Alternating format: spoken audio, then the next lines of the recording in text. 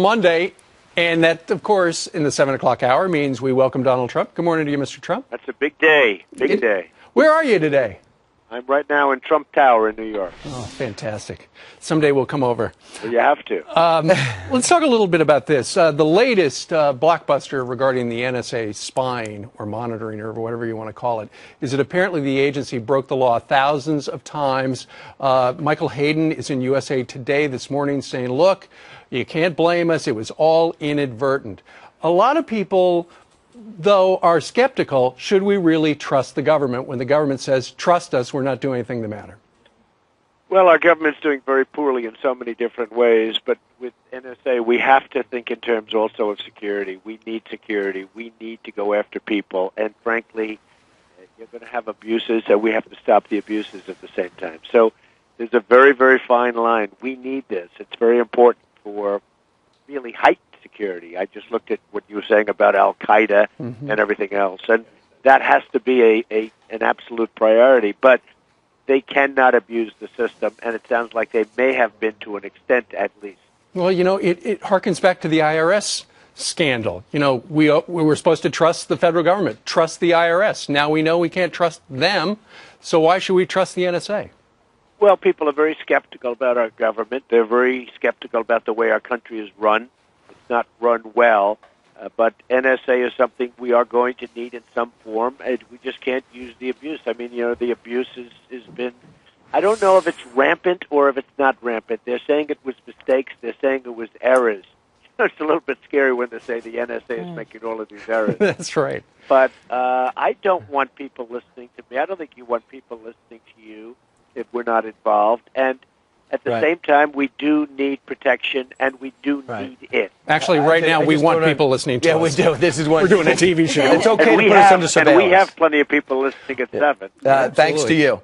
No, but just real quick, I thought it's just amazing that there comes Michael Hayden, here comes Peter King defending the program. Where's the president and chief of staff? Where's his CIA director? Why are these guys from 2008 coming out now? It's incredible. Well, that's a big thing, actually, Brian. You know, the president really has backed away from this. He was very strong on it. Now, all of a sudden, he's backing away, and people are saying, what's going on? He's totally taken a back seat, and he has backed away, and that's very disconcerting. There's no question about it. All right, let's kind of switch gears, and we're going to talk about actually one of the NSA's harshest critics, Kentucky Senator Rand Paul, going against Chris Christie. And, you know, what's the future of the Republican Party? All this shooting inside the tent, is the party really big enough for both of them? We heard Chris Christie say that Rand Paul was and libertarianism was dangerous for the Republican Party. What are your thoughts? Well, they've got factions in the Republican Party. There's no question about it. And whether it's defunding Obamacare, we have some people feeling strongly about it and other people feeling that they shouldn't be doing it in the Republican Party. And if they'd all get together, they could really do something. But the fact is they have very, very strong factions in the Republican Party. And you have the libertarian view, and I think it's much of a minority view, but you have the libertarian view, and it's strongly held. And you have Chris Christie and other views. And you know, the Republicans have got some problems. They're going to have a hard time in 14. They have a real chance, but they have a hard time. And in 16, that's going to be an interesting election. Well, but unless they get together and unless things happen really for the better, the Republican Party, they're going to have a hard time probably against Hillary, but they're going to have a hard time. They need the perfect candidate. Yeah, Rand Paul was on Fox News Sunday responding to Chris Christie, going at him. Listen. The party's big enough for both of us. It's big enough for a lot of different Republicans. And in fact, we don't need to. This all started with him saying, oh, we don't have room for libertarian Republicans. The thing is that's how we grow our party. It's a big party. It's a big tent. There's room for everybody, isn't there? Well, it's a big party, but it's not a party that's getting along. I see it. I went to Iowa last week for Bob Vanderplaats, which was a fantastic weekend, actually. I loved it. And I've met everybody, and there is division. There's no question about it. There's a lot of division. And if the Republicans are going to win, they've got to stop the division. Well, we'll see that they vehemently disagree on some very, some very big topics. Have you decided, Donald, when would you decide to jump in or not? Well, it's too early. I mean, I look, and I just hate what's happening with our country. I see what's happening. It's so open. It's when I look at the sores, and that's what it is. It's sores. It's yours. Our country is in such trouble. And I look at it, and I'll make a decision at some time. I mean, it's not something I'm longing to do. It's not something I want to do. I love what I'm doing. I'm building the old post office on Pennsylvania Avenue in Doral and jobs all over the world. Not something I want to do, but, I mean, if somebody else is not going to do it right, I would certainly look at it very strong. All right. Let's talk a little bit about this.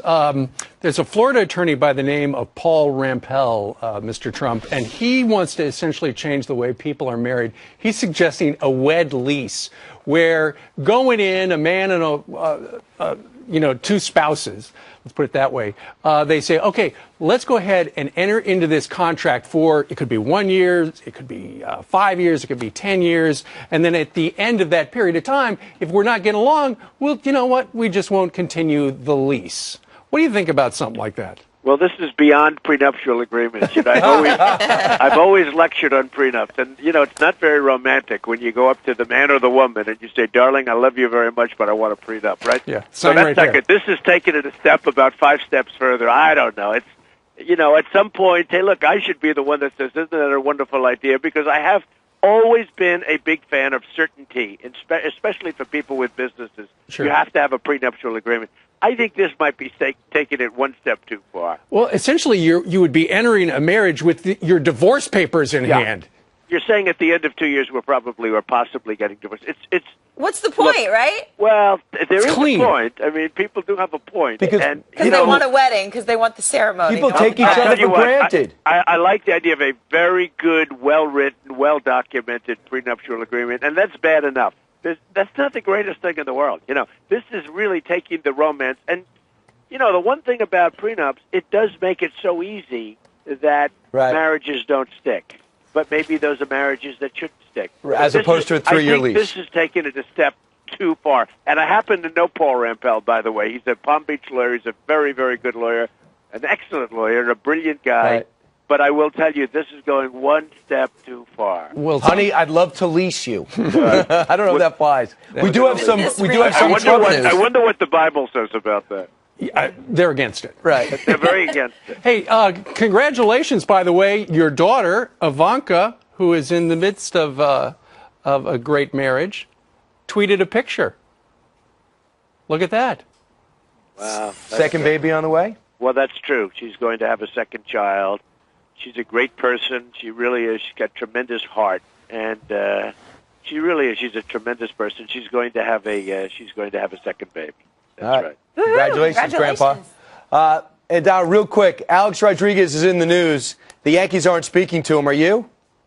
I'm not a fan. I haven't been a fan for a long time, and even his high school coach said he used to take drugs. I mean, I'm not a fan of Alex Rodriguez. I just haven't been. Every place he goes, there's divisiveness. People don't like him. Whether it's he lives in my buildings, they don't like him.